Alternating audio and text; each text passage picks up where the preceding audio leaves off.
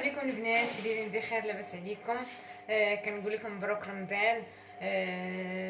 او هذا اول نهار من رمضان، وان شاء الله الصباح نط قبل جمعت الدار وبقات لي الكوزينه. قلت انا كنجمع فيها وانا كنقضي شي شغال ديال الفطور باش نحيد عليا شي حوايج. اول حاجه غادي نبدا بها الحريره ما يمكنش ما نديروهاش في النهار الاول ديال رمضان، هذه حاجه باينه. غادي نحتاج لها المطيشه.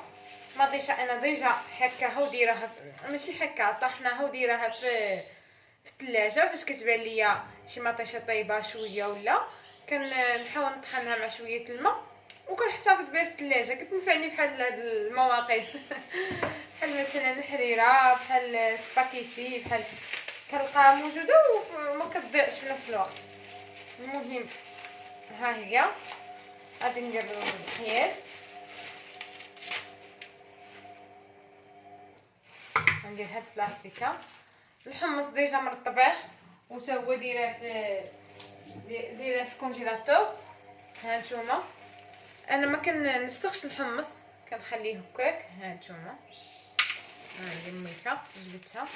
كندير القياس ديال الحريره باش فين ما نبغي نجبد القياس اللي بغيت. الكرافس حتى هو مقطعاه وديراه في البلاستيكات، هو والربيع. دابا غادي ناخذ لكم شويه الكرافس.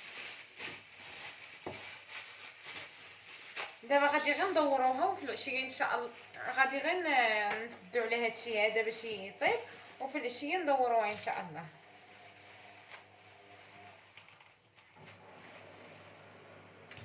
هنايا راه دايره الماشين كتصبن، وانا في نفس الوقت قلت انا نحيد عليا شي حاجه ديال الفطور بحال الحريره، بحال العصير، شي حاجه اللي خاصها تبرد باش في العشيه ماشي نبقاو مقابلين غير الشقه. راه كتبغيو تصليو كتبغيو طيبوا، يعني بزاف د الحوايج. الله يرزقنا غير الصحه والسلامه. هنايا الربيع حتى هو مكونجلي.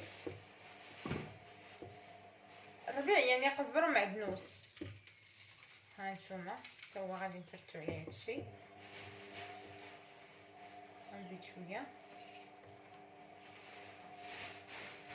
المهم حبيت نشارك معكم الطريقه اللي كنديروا الحريره تاعتنا. راه كيختلفوا كل وحده وكيفاش كدير. هذه الحريره المغربيه كل وحده واش كدير. شفت انا واحد السيده دارت فيها البابا وحلفت بالله بانها كتجي زوينه، ما عرفت كيفاش، واش كتجي زوينه ولا لا. كاين اللي كيشد مطيشه وكيقطعها وكيسلقها وعاد بحال كيطيبها وعاد يطحنها وعاد كيدير فيها بحال الحمص، بحال العدس، بحال هاد الانواع. حنا كنديروا لها هاد الطريقه، كنديروا كلشي بدقه. انا غادي نوريكم، غادي تتابعوا معايا المراحل بشويه بشويه. دابا غادي ننقي شويه العدس ونرجع معاكم. المهم البنات من بعد ما نقيت العدس وغسلته ضروري باش نحيدو منو داك الغبره، وغادي نديرو حتى هو. ايوا البنات راه هادشي هذا هو الحريره. الا ما انا بعدا كاينه بالنسبه ليا الا ما كثرتش هادشي هذا ديال القوام ديالها بحال الا ما درتش الحريره.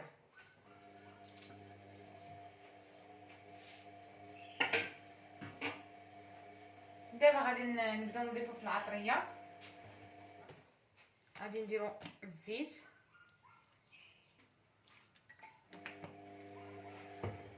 غادي نديرو البزار،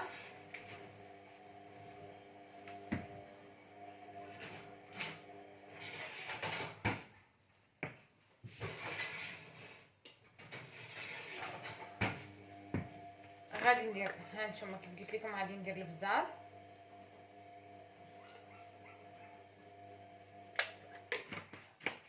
هذيك الساعات ملي كطيب الحريره راه كنشوفوا عيننا ميزاننا.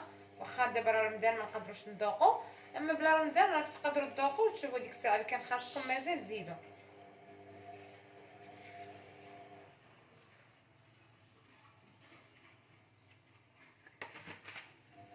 غادي نزيد شويه البزار،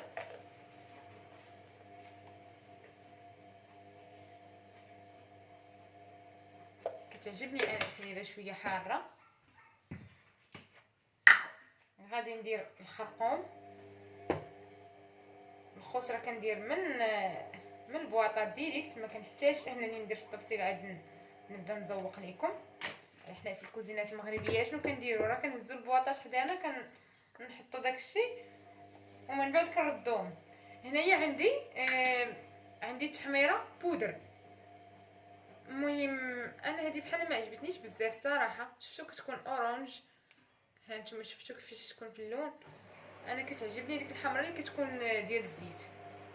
المهم غادي نحاول نعدي بها، غنديرها شويه على حسب اللون باش كتعطي داك اللون. صافي هنايا غادي نخلط هادشي وغادي نضيف الماء.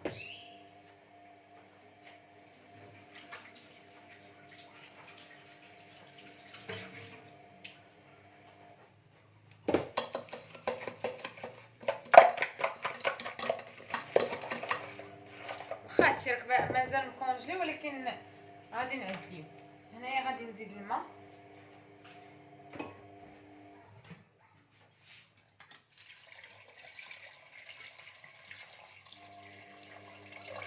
ومن بعد غادي نزيد شويه ديال الصفيره اختياريه، بما انها غير ملون اختياريه.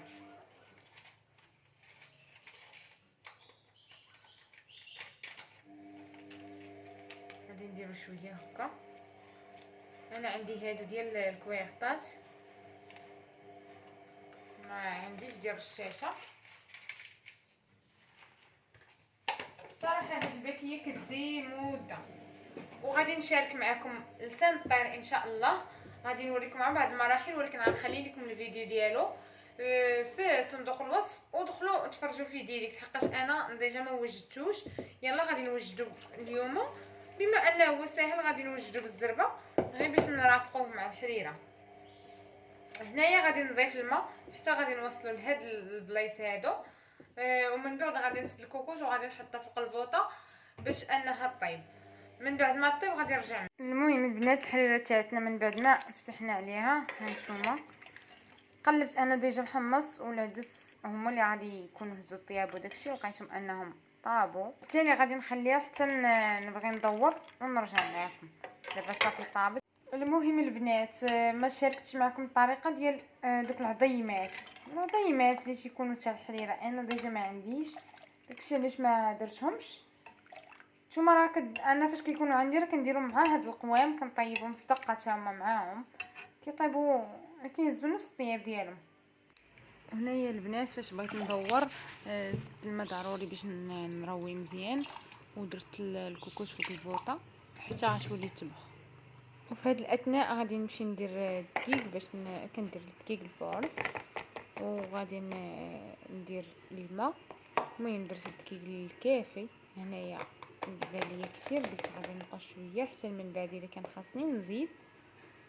هانتوما كتشوفوا صافي خليته في هاد الطاسه وغادي نزيد عليه الماء الكافي. الماء خاصها تكون جاريه ماشي عجينه عاديه، وانما تكون جاريه. وغنخلطها بهاد الطراب هذا باش ما كيبقاو لنا لا تكتلات لا والو. المهم خليكم معايا. هنايا نضفت ديك الشعريه الرقيقه ديال الحريره اولا الشعريه العاديه، ضفتها. كاين اللي كيدير بالروز، كاين اللي كيدير بلسان الطير، كل واحد باش كيدير. حنا كندوروا بهاد الشعريه وغادي نبقى نحرك بما طابت شويه، وغادي نبدا نضيف الدقيق باش نبدا ندور في الحريره.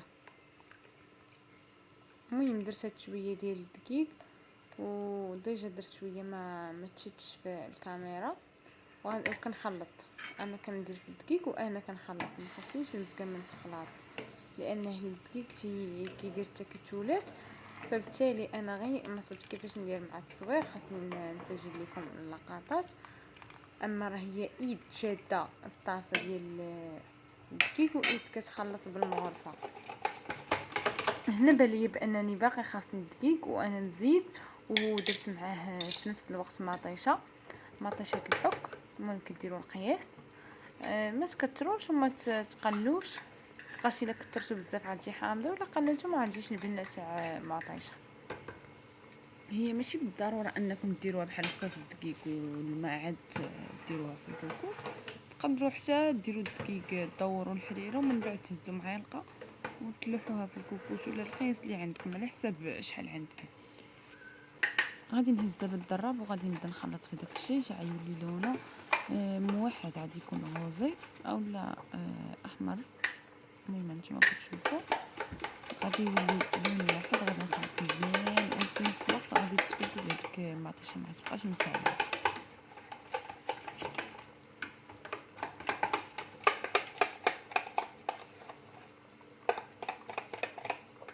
من بعد ما عاد جانسو المكونات غادي نمشي للكوكوط وغادي نبدا نخوي ثاني ونحرك.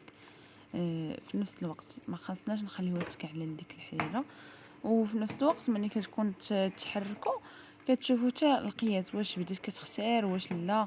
هذا هو الدور الاكيد ديال هذيك التخليطه باش كتاكدوا منها حتى واش صافي طابت. هنايا ما عاونيش الفلاش باش ما شفتوش اللون الحقيقي كيفاش جا. المهم ها نتوما كنخلط فيها جاني صافي القوام هو هذاك. هذه هي الحريره هكا خاصها تكون. كنخليها فوق البوطون مره كنجي نحركها مره كنجي نحركها حتى كتحسوا بداك الدقيق طاب اولا عفوا ديك العجينه طابت، يعني كنكونوا خلطناها ولات عجينه.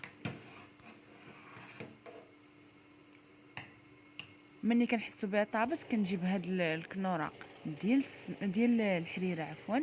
ضمتي حريره ما بغيتش نبين لكم لومبالاج لحقاش يقدر يكون ممنوع، داكشي علاش ما بغيتش نبينو لكم. المهم كنفرتوها مزيان باش ما تبقاش مكعله حتى هي. كنفرتوها مزيان وكنديروها في ديك الحريره اللي عندنا.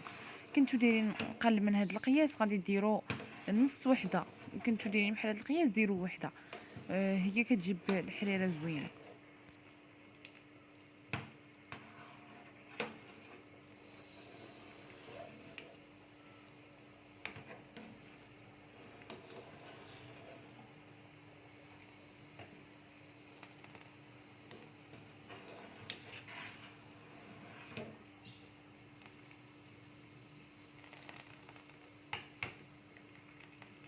وكيبقى هذا هو الشكل النهائي ديال الحريره المغربيه العميريه 100%.